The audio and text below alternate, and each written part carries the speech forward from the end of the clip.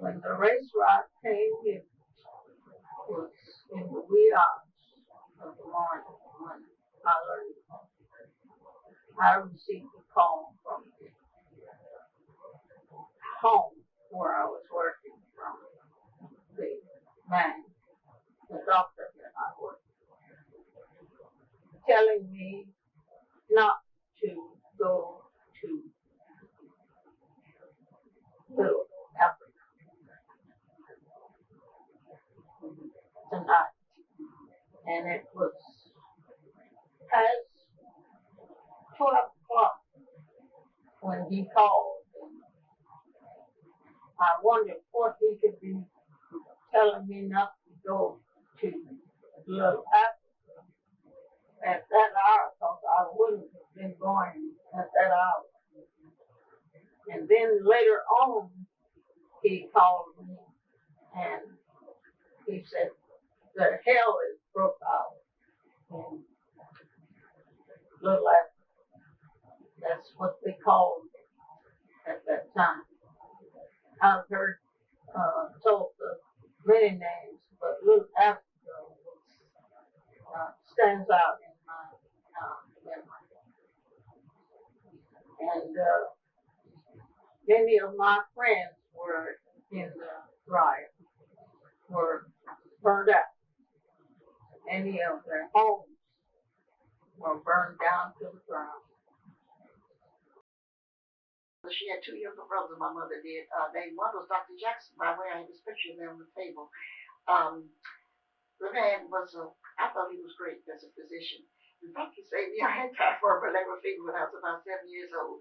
I lived down on Elgin Street, 370 North Elgin, and he lived next door, and that man was over there. He saved me, and I appreciate that very much. But unfortunately, he was murdered during the race riot here in Tulsa. He was coming out of his house. He worked late that night, and they had started burning up on Detroit Street. He lived up there on Detroit Street, and they started burning. And so he had come in late off of a case. He was a house doctor, and he had keeper there in the house. And they said, I believe I smell smoke. And of course, the house was on fire. They were setting fire to the houses. The mob was at that time. So they came out the back door and came up the front top of the hill, like on Detroit Street. I believe it was the 500 or 600 block.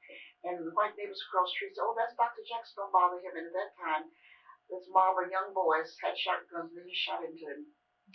And we took him to Guthrie, where he had grown up after they left Memphis, Tennessee, and buried him in Guthrie, where my grandparents were buried.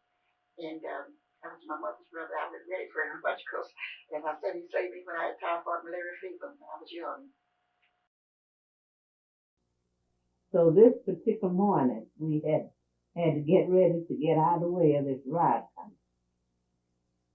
What disturbed us first, it was an old man, I can't call his name, man, saved my life, but he drove a push wagon and sold vegetables and things on the sidewalk. Anyway, this machine gun the white people put on the hill up there, the same hill we got, might be a little straight. And they shot two on this thing he was pushing when he came. And so this is the thing that encouraged us to get ready. Thomas had found that out, and he said, we got to go. So I proceeded to get ready. And he told me, don't lock the door, said just leave it open, because if you lock the door, it'll be wide open when you come back. And we had someone told us, we made it up in our mind that the home guard was doing a lot of damage, home damage, because the houses was being broken into right around in the neighborhood and everything. Anyway, that lasted. When I got down to Greenwood, on Greenwood, we joined in with some more of our friends and all. And the people, there was a couple down there. The wife had a baby, and the baby died. Of course, she put it in a little shoebox, waiting to get a chance to bury the baby. And they lost this during the riot because things were so hot for us all. So everybody was walking and running. getting out of the way fast. Going way after a while, they heard the Swiss ones on. These were the men that come to settle arguments in the war. National Guard. Yeah, National Guard was on hand. And of course, I wasn't by myself, but the women was raising a lot of things. I had kids, because I know I was. And this whistle just come is blowing. And they said, that's the National Guard. They put this siren on so we know. And we made our way down into Mohawk Park. Mohawk Park was just beginning to fix your place. Just do the best you can, fix your place beyond then. But it wasn't no improvement like it is now. It's a lot of difference in it now and then. But that's been quite a while ago. What is the one thing that you would want to make certain is never forgotten concerning the Tulsa Race Massacre? You know, it's really hard for me, but it's the photographs of the deaths and seeing people laying on the streets. It's the loss of property. It's the destruction. And what bothers me is that they never received any kind of, we say the word reparations, they didn't receive anything for damages and the loss of lives, friends and family and loved ones from this very wonderful, positive community, and not even knowing where those loved ones are buried. As my mother had recalled to me many times, as the men were setting fires to the house in the block in which she lived, the 500 block on Latimer Street, she and her sister-in-law went behind them, putting out the fires. As fast as they would light them, they would douse them with water. And Mrs. Dargan, Opal Dargan's mother, Mrs. Long, was along there when they left to take their children to a safe place. My brother at that time was around 6 months old. And it was quite an eventful thing, as she recounted. She had come to Tulsa in 1917 and had lived in various areas in the town. And of course, they had settled on the property on Latimer Street. And from there, they became active members of the community. Where was your dad at this time? My dad was being taken with other men to the convention hall. That was the center where they had taken them. And some of them were taken to Mohawk Park.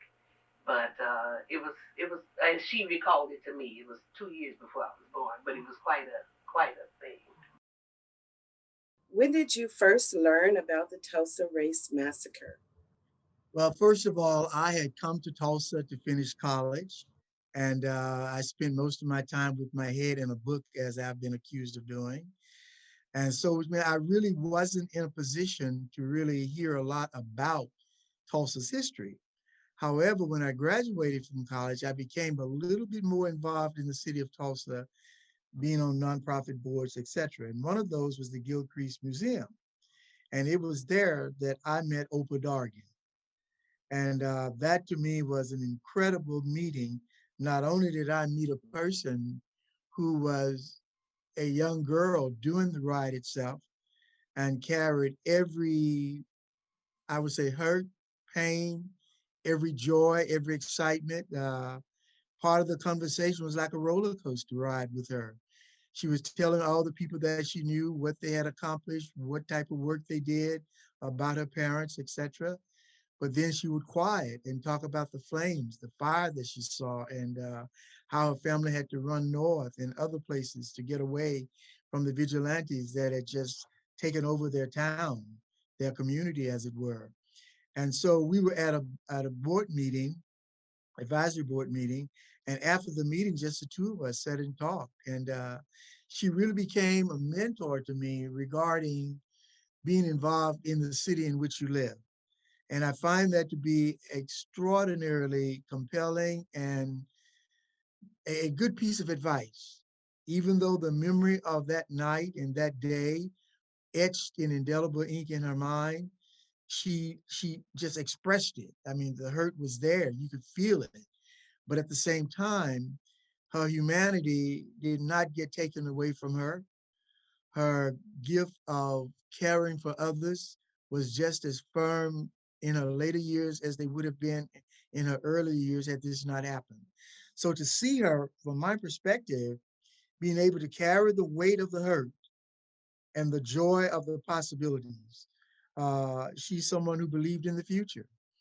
And even though I was not native to Tulsa, she never made me feel bad that I wasn't born on Greenwood.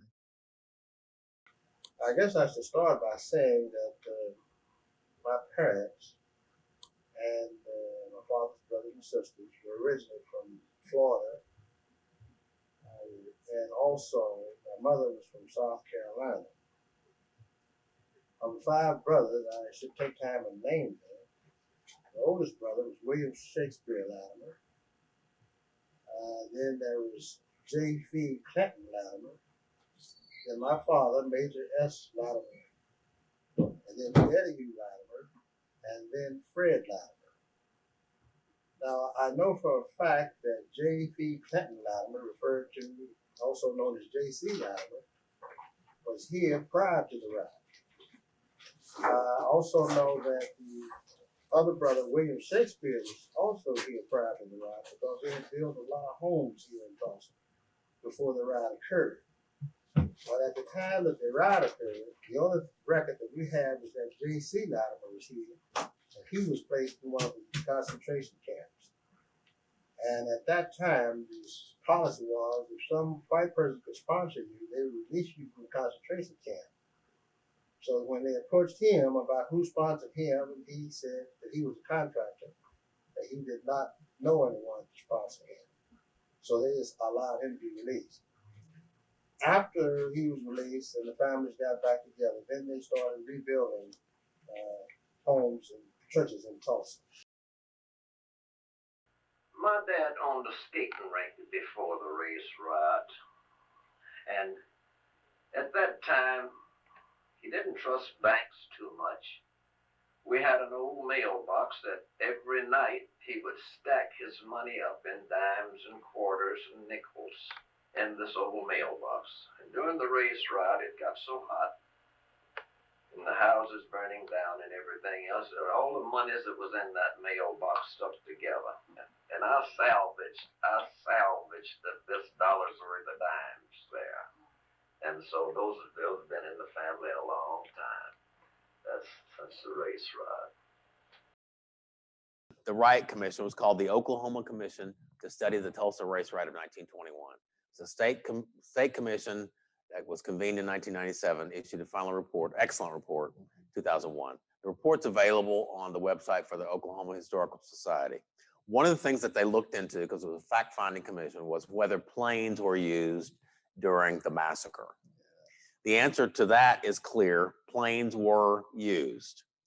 The official version is that there were planes who flew over the Greenwood community doing reconnaissance missions. In other words, looking to see what was going on the ground.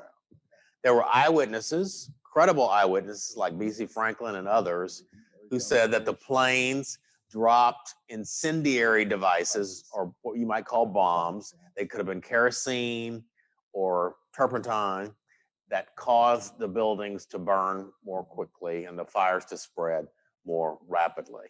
The planes were privately owned planes, according to the commission, but absolutely planes were used during the massacre, and there's credible evidence, significant credible evidence, I would say, that the planes dropped bombs on the community. When he was 17, Daddy's mother, we call her Bootsy, Ida Rogers, and his stepfather, H.L. Rogers, lived about 300 yards to the east of Vernon AME Church. And they lived in a craftsman house there. Well, when his brother had come home from work, he was around 17. He saw smoke. He didn't know what was going on. He went to bed. He didn't know that Daddy's mother and father had already gone out to the park, out north. And he went in. Well, when he woke up early in the morning, He just heard all of the shooting. He smelled all the smoke. Everything was on fire. His house was on fire. Everything was burning. So Uncle George started running from the house. And there was a house that had been a house just to the south of his house, which is 300 yards from Vernon Church. He fell over an iron bedstead and stumbled, and his hands were burned severely. Well, he was in a daze and he started walking. There was a lot of shooting. So people came and got him. He was fairer than Daddy. He could pass for white, but he most certainly didn't feel that way about himself. And knowing or thinking that he was white, they took him up the hill to the Red Cross. The Red Cross immediately took Uncle George to St. John Hospital, and he stayed there for 3 months until his hands healed. And then, of course, Boots had sent him out of the state. Daddy was playing at that time in Kansas City, being a little older. So she sent him up there to be with Daddy after that happened, to get him out of the state. Well, that's what we're learning about this riot, the effect it had on people. Yes. And to this day, it can still bring emotion to him, just thinking about Oh, yes. And how it destroyed his family, and his brother was seriously burned. Yes. We hope that this lesson will teach us what not to do, the lessons from the past, what not to repeat, and what to do so that something like that won't ever happen.